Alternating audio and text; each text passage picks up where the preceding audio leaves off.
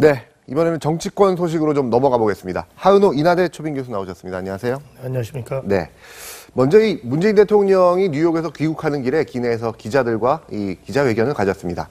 북한에 대한 압박밖에는 방법이 없다 이렇게 얘기를 했는데 한번 직접 들어보시죠. 어쨌든 이런 식으로 뭐 제재 도발하고 또 그런 거에 대해서 더 강도 높게 제재하고 또 하루빨리 여기서 이제 벗어나야 될 텐데 지금처럼 잔뜩 긴장이 고조되어 있는 상황에서는 섣불리 다른 대법을 모색하기도 어렵죠. 지금은 이 북한에 대해서 국제사회가 그냥 한 목소리로 압박하는 것 외에는 지금은 뭐 달리 다른 방법이 없을 것 같습니다. 네, 한 목소리로 국제사회가 압박하는 것 외에는 다른 방법은 없다. 뭐 이렇게 얘기를 했는데, 근데 보수 야당하고 이제 뭐 일본 특히 이런 데서는 이 800만 달러 인도적 지원을 한 거 가지고 이제 반발을 한단 말이죠. 이거 네. 어떻게 보세요? 일단 그 문재인 대통령께서 유엔 기조연설에서 북한 제재에 대한 얘기보다는 평화에 대한 얘기를 더 많이 강조하신 부분에 대해서 많은 사람들이 우려를 표명하고 있습니다. 네. 일단 중요한 거는 한반도 북핵 위기가 전 세계적으로 가장 지금 중요한 상황이고 우리 그 피해 당사국이 우리 대한민국이 그건 뭐 누구나 다 아는 사실 아닙니까? 네. 이런 상황에서 우리가 취할 자세는 첫 번째로 국제 공조라고 생각합니다. 네. 일단 대통령께서 기조 연설 이후에 바로 그날 저녁부터 프랑스나 또 캐나다나 호주에서 평창 동계 올림픽에 대해서 그 참석을 못할 가능성도 있다라는 얘기를 하고 나오지 않았습니까? 네. 이런 것들을 보면 시기적으로 이게 800만 달러 지원이 적절했는지 한번 생각해 보게 됩니다. 네. 저는 총체적으로 우리 안보 라인이나 외교 라인 또 대통령을 보좌하는 보좌 라인 이 각자 아마추어리즘에 빠져가지고 네. 제대로 이게 대처를 잘 못하고 있는 거 아닌가 하는 생각을 하게 합니다. 네. 이 몇몇 국가들은 지금 외교관도 추방하고 있고요. 그렇죠. 점점 더 이제 강력한 그 제재 조치를 취하고 있는데 과연 이게 그러니까 우리가 이렇게 하는 게 맞냐? 뭐 시기는 아직 결정되지 않았다고 네. 하지만요. 그런 의견이 있어요. 지난번 그 6차 핵실험 있을 때 그 문재인 대통령이 NSC 회의를 열었지 않습니까? 네. 그 회의에서 우리의 독자적인 제재 방안을 마련하라라고 지시한 적이 있습니다. 예. 아마 기억하시겠지만. 근데 아직까지 우리 쪽 정부 쪽에서는 독자 제재 방안에 대해서 이제 내놓고 있지 않죠. 네. 이제 그건 뭐냐면 현실적으로 우리가 할 수 있는 게 별로 없다라는 것들을 이제 좀 자인하는 것이 이제 보여지는데요. 네. 특히 이번에 그러니까 유엔 결의안에 따라서 지금 각국에서 지금 대사 추방 이게 잇따라 지금 있지 않습니까? 네. 이게 사실은 뭐 미국의 국무장관이 이제 곳곳을 다니면서 선택에 지금 압박을 하고 있는 것이에요, 실질적으로. 네. 과연 우리냐 북한이냐 선택을 하라. 지금 보면 중남미에서 멕시코, 스페인, 쿠웨이트 등등에서 지금 대사를 추방하고 있지 않습니까? 네. 더군다나 유엔 회원국이 아닌 대만 같은 경우도 지금 북한과의 거래를 다 끊고 있는 그런 네. 상황입니다. 그렇다 보니까 국제적으로 그 어느 때보다도 사실은 이제 공조가 미국 입장에서 본다면 굉장히 그 압박을 넣어서 강화하고 있는 시점인데 네. 이제 예를 들어서 당사국인 우리가 이제 예를 들어 800만 달러를 지원한다고 하니까 당장 일본부터 이제 반발하고 나선 것이고 네.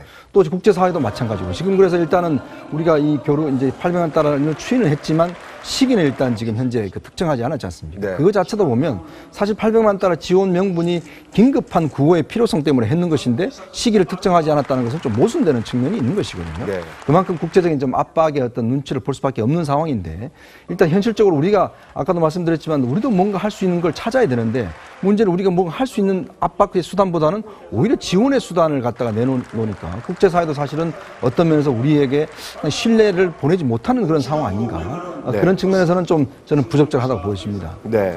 그런데 이제 일본이 특히 이제 민감하게 생각을 한단 말이죠. 네네. 뭐 자기들이 원하는 바를 쓴 거 아닌가 싶은데 이제 네. 트럼프 대통령하고 이제 아베 총리가 뭐 문재인 대통령의 이런 데 대해서 반발을 했다 뭐 이런 거 결과적으로 오보였죠. 네. 한미일 3국 정상 간에 이제 회담이 있은 이후 일본의 일부 극우 언론들이 이제 그 사실을 왜곡해 가면서 사실은 어떻게 보면 이제 한국을 좀 배제시키고 미국과 일본이 좀 더 같은 목소리를 낸다라는 식으로 보도를 했습니다. 그런데 이것은 한국 청와대뿐만 아니라 백악관에서 전면적으로 부정을 했습니다. 그런 네. 이야기 자체가 없었고 전혀 그런 분위기가 아니었는데 일본의 일부 언론이 이런 문제를 일으킨 것 자체는 한미일 삼국 공조 자체를 흔들릴 수 있는 중대한 사안이기 때문에 이 부분에 대해서는 공식적인 유감을 표명을 했습니다. 네.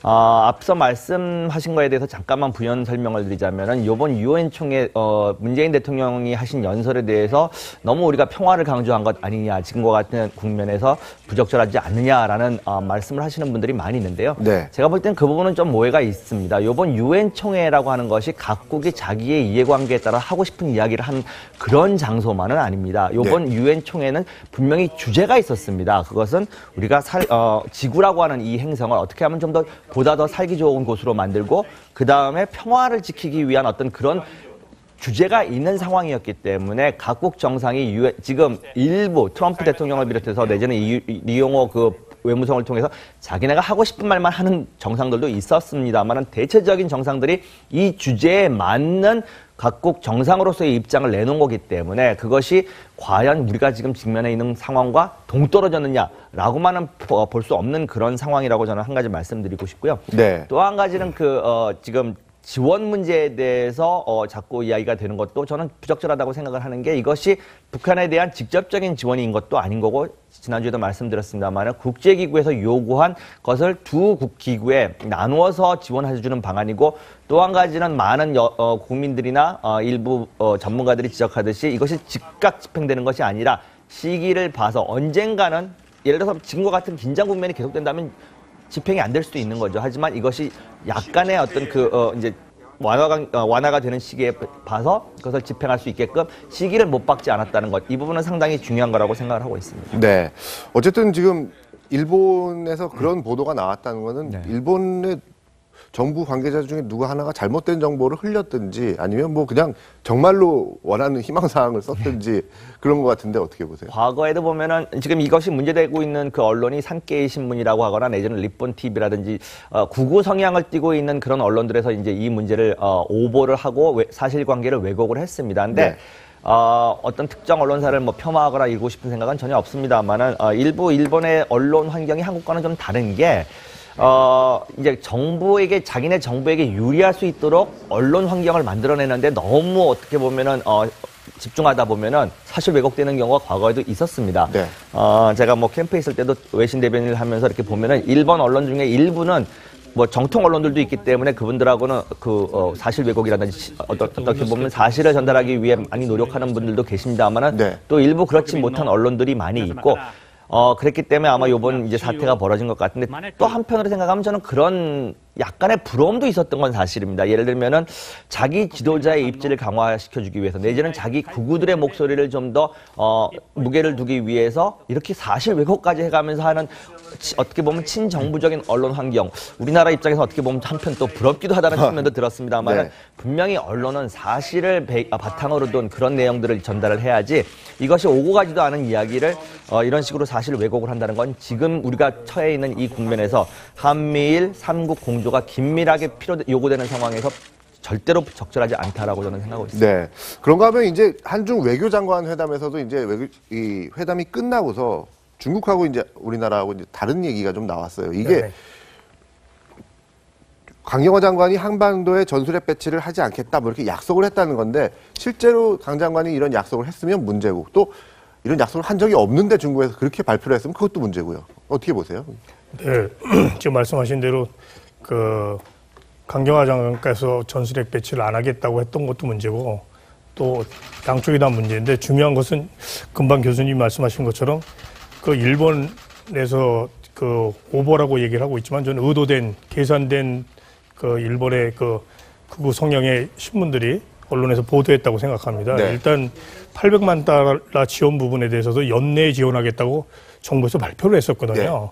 근데 연내 지원이라는 얘기를 분명히 했고 지금 그 북핵 문제가 가장 피해 당사국이 대한민국이라는 거는 누구나 다 알 수 있는 상황인데 그 부분을 지금 지원해야 되나 하는 문제를 정부에서 발표를 해야 되나 하는 부분. 그다음에 대통령이 또 유엔에서 기조연설을 하고 있는 그 시기에 그 발표를 해서 혼란을 자초하고 국제적으로 왕따를 당하는 이런 모습들의 일면이 지금 보여지고 있다. 그래서 강경화 장관이 말씀하신 것 그렇게 분명히 얘기 안 했다고 저도 이제 믿고 싶지만 그 중국 외무장관하고 대화하면서 그런 내용들을 언급하지 않았나 하는 생각이 듭니다. 네. 이런 부분들을 총체적으로 보면 외교 라인이나 안보 라인의 부재, 아마추어리즘에 빠져가지고 서로 전략적으로 어떻게 우리가 독자 제재를 해야 될 것이냐, 어떻게 이 위기를 극복해야 될 것이냐를 정확하게 정책적인 결정을 하지 못하고 있는, 그래서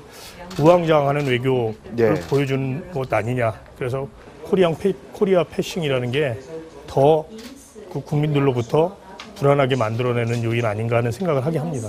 그래도 국제사회에서 우리가 뭐 왕따를 당했다 이런 건 너무 좀 심한 얘기 같은데. 네, 아니 사실 국제적으로 대한민국이 왕따 당하고 있다라고 그러고 생각하고 싶은 사람이 어디 있겠습니까만은 네. 사실 그렇지 않습니다. 지금 한국만 제해놓고 결정되는 사항들이 너무 많고, 그 신뢰를 하나 보면 한미 정상회담에서 우리가 있었던 사실을 한번 전략 자산에 대한 배치 부분도 네. 한국과 미국이 서로 달랐고, 네.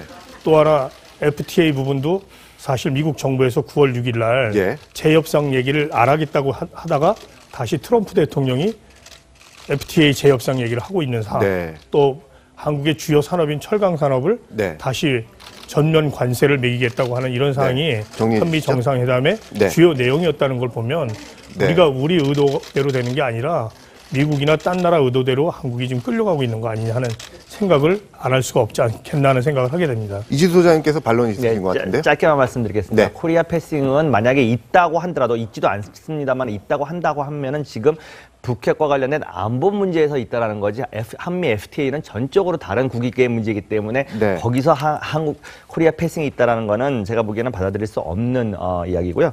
지금 그다음에 그 한국과 중국 간의 어떤 외교 장관들 간의 오고 간 이야기는 과거에도 이런 사례는 많이 있습니다. 예를 들어서 두 나라 그 외교 장관이나 뭐 정상들도 마찬가지입니다. 대화를 하다 보면은 단어 사용이나 이런 거를 돌아갔었을 때 자기의 정치적인 입지를 강화하기 위한 방법으로 해석하는 경우는 과거에도 흔하게 있었던 일입니다. 지금 네. 보면은 우리 장관의 경우에는 우리의 국익을 지키기 위해서 단어를 썼을 것이고 이야기를 했을 것인데 비해 저쪽에서는 또 자기네들의 정적 입지를 강화하기 위한 이야기를 했고, 돌아가가지고 서로 약간의 오해가 있을 수 있는 부분은 분명히 과거에도 많이 있었기 때문에 그렇게 크게 염려할 부분은 아니다라고 저는 생각을 하고 있습니다. 네, 그렇군요. 세 분 말씀 시간 관계상 여기서 좀 줄여야겠습니다. 오늘 말씀 감사합니다. 네.